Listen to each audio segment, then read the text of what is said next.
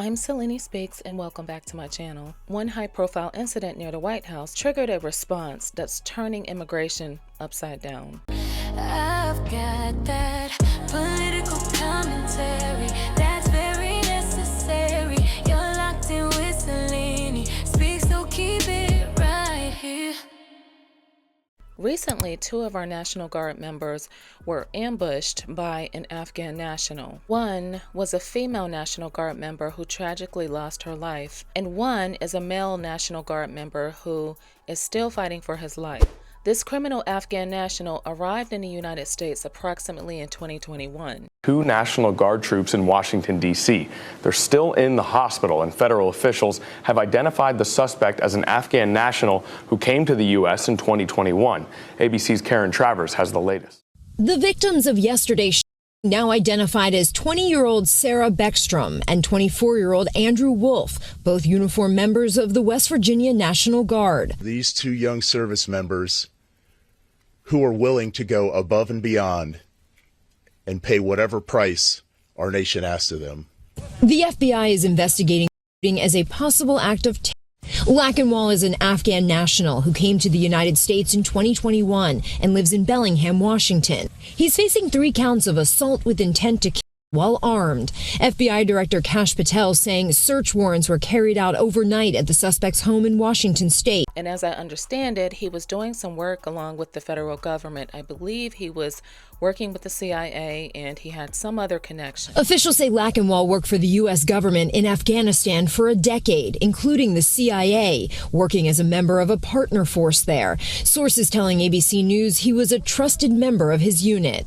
Lackenwall's 2021 entry into the U.S. was likely part of a Biden administration program that evacuated and resettled tens of thousands of Afghans. Shortly after this Afghan national opened fire on these two National Guard members, President Trump took to Truth Social saying that he would pause immigration effective immediately. And this is not just a temporary pause, it is a permanent pause on migration from countries of concern. Specifically, he talked about a permanent pause on immigration from third world countries. The Trump administration already pointed to a set of countries of concern which are tied to an ongoing review of Biden-era green cards, a group previously connected to existing travel restrictions. And if you know anything about that Biden-Harris administration, they pretty much allowed any and everyone to flood into the country unvetted from countries who could not verify these people's identities. They had no way of background checking these people. The borders were completely open. Any and everybody came through who wanted to come. They even provided these humanitarian parole flights for them to get here, gave them all sorts of resources and benefits that most Americans could not even access. So these people are still here and they are trying to filter them out. And this criminal Afghan national happened to be one of those individuals who came in at some point under the Biden administration. And fast forward to now, he unfortunately ambushed 2 of our National Guard members. And to be honest with you, I don't think that he's the only one here. There could be a whole network of these people. Who knows? We have to remain vigilant. And there are some people, of course, who are very upset with the Trump administration because they feel that if President Trump had not ordered the National Guard to go to D.C., this attack would have never happened. But whether it's the National Guard or not, if this Afghan national had it in his heart to harm someone, it could have been any civilian on the street. So President Trump has some new promises. He wants to roll back millions of entries that were approved under the Biden administration. He's also looking to end all benefits for non-citizens. And he's really targeting in on something that he calls reverse migration, meaning anyone who's not considered a net asset to the United States will be asked to leave. And I'm not even surprised if that means denaturalization. For example, Ilhan Omar recently stated that President Trump cannot deport an American citizen. Well, we have 2 types of American citizens. We have natural-born American citizens, and we have those who are immigrants who naturalized into becoming an American citizen. If at any time there's fraud to be found in immigration paperwork, denaturalization can very well happen. The issue that I have with Ilhan Omar is not that she's from Somalia, it's the fact that she is serving under our U.S. government and has this defiant attitude about Americans and cares nothing about any U.S. citizen, only those who are of Somalian descent. For as long as I am in the U.S. Congress, Somalia will never be in danger. Its waters will not be stolen by Ethiopia or others. Sleep in comfort knowing that I am here to protect the interests of Somalia from inside the U.S. system. The woman you sent to Congress working day and night to protect your interests. Well, Governor Ron DeSantis responded to that ad, and he made it a little shorter. He said expel from Congress, denaturalize, and deport. Like, who do you care about here? You see what she's doing? And of course, Trump's reverse migration is expected to face legal challenges, including the court battles over constitutional limits. Translation: even if Trump pushes the policy, expect delays, judges, appeals, the whole circus. But just remember, Trump is sending a very clear message. America is closing the gate, and they're doing it fast. We are full. His message is pretty clear at the very moment that our national security is front and center. And I expect that the left will continue to push for broader entry and open borders. But I'm going to tell you something. Going forward, any presidential candidate who wants my vote is going to really have to prove to me that they are about securing our borders. I do not believe in open borders. I believe that people need to be vetted and background checked before they're allowed entry into the U.S. I mean, look what's happening in Europe. The road to Greece is closing. Any migrants entering illegally will be arrested and detained.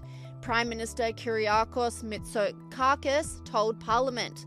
But locals are not convinced. This person blasted their government, saying, "I live in Greece. All these talks by the Prime Minister are fraud. Immigrants keep coming every day and the country gives them taxpayer money. These people are not refugees. These are illegal immigrants. The reality is different."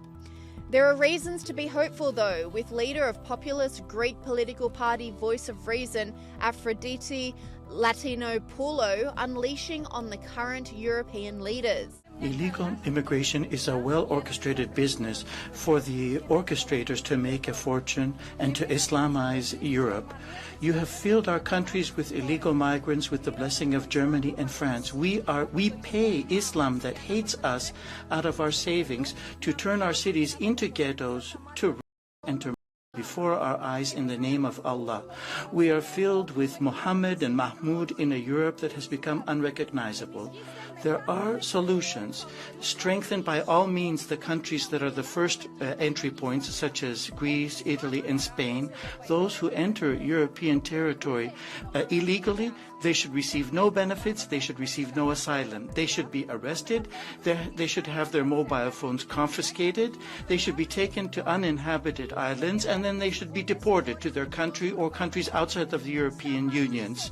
Stop subsidizing their accommodation and subsidize their deportation. And it's not only Greeks who are sick of being forced to welcome illegal immigrants into their country. This woman from Germany has had enough of the Islamic Quarter in Berlin being turned into a third world country. Ich fühle einfach Berlin Neukölln. 0%. Was ist das? Ich wohne hier seit Jahren und von Tag zu Tag regt mich noch mehr auf. Ich bin so froh, wenn ich hier raus bin.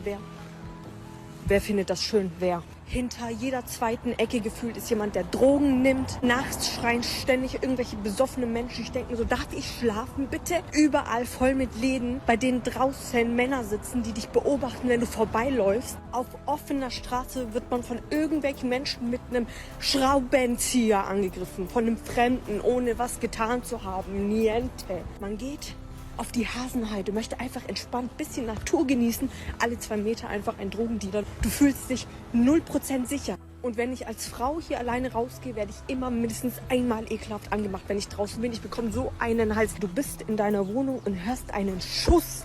Einen Schuss. Unfortunately, illegal immigration has become a problem everywhere. And I hope what happened in Europe doesn't happen in the United States. So yes, we do need a tougher vetting process for anyone who's trying to immigrate into the United States so we can know who's coming into our country. Well, that's it for now. That's all I have to say. What do you think about this situation with Trump prioritizing reverse migration? Do you feel that it's right, or do you feel that it goes too far? Leave your comments below, and if you liked the video, don't forget to give me a thumbs up, subscribe, and share my video with someone else who likes this type of commentary. Until next time, thanks for watching.